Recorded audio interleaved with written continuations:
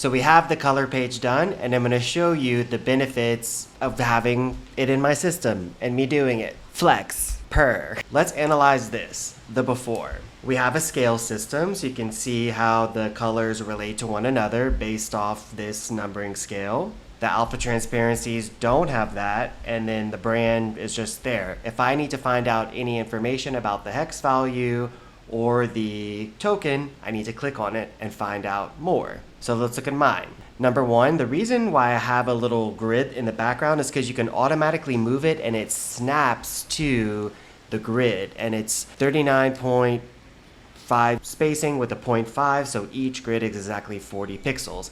It makes it very easy to have consistently sized artboards without using auto layout. Yes, you can use auto layout. Auto layout's great. However, auto layout has its own great use case. I'll put it like that. I have the brand colors. I can see all of the information, the relationship between the tokens, etc. All in one view without clicking. Let's check out the transparencies next. I put a transparent background. The beauty of this system is you can change the background color of the cell dependent on what you want in it.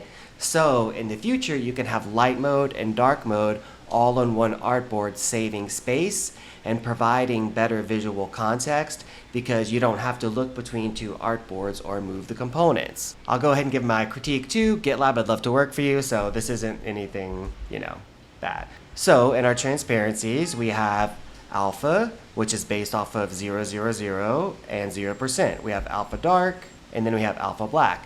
Now here's the beauty of the system as well. It becomes a product map to make decisions off what is missing or in another part of the system. Let's check this out. So the alpha dark, it goes from 2, 4, 6, 8, 16, 24, 40, 64, and that's deprecated. I'll get to that later.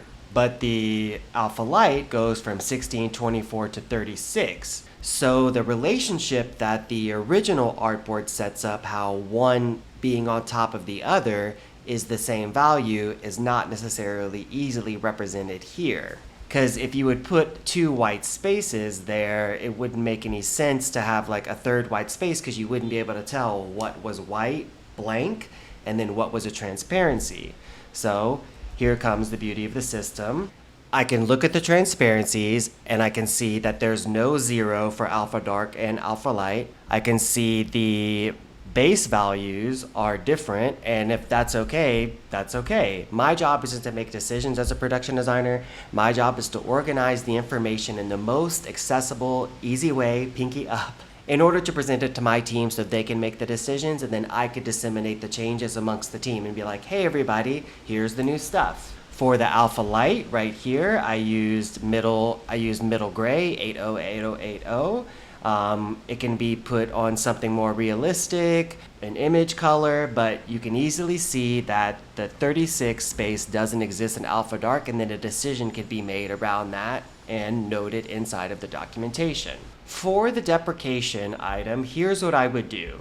I would, number one, archive the original file .fig and save it somewhere as a version. Number two, change the deprecated style to be something very noticeable so the designer gets a notification that something is wrong without communicating. As soon as they open up that file, then they'll know that something is off. They'll investigate, look, and then if they're needing to go to a meeting and this changes their design right before, you have the deprecated separate style, so that way they can easily find and replace and switch the styles. It's very easy to do into the original value, knowing later that they need to update their file.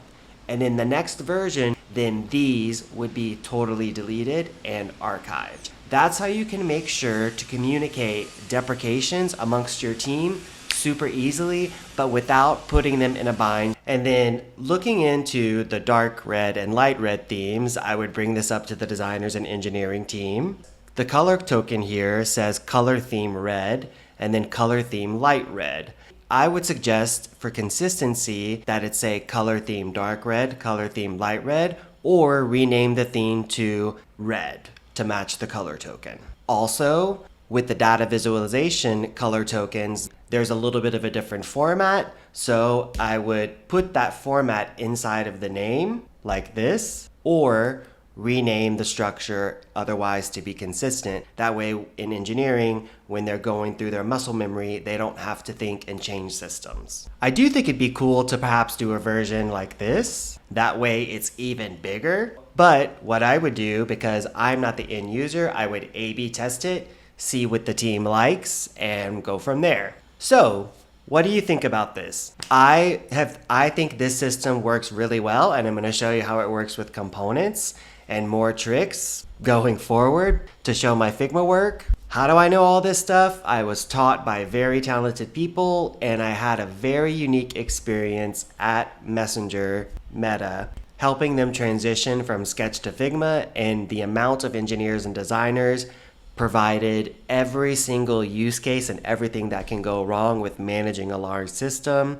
And I don't know another company that has that many engineers and designers. Facebook is huge and has billions of users. So that's me tooting my own horn, but let me know what you think.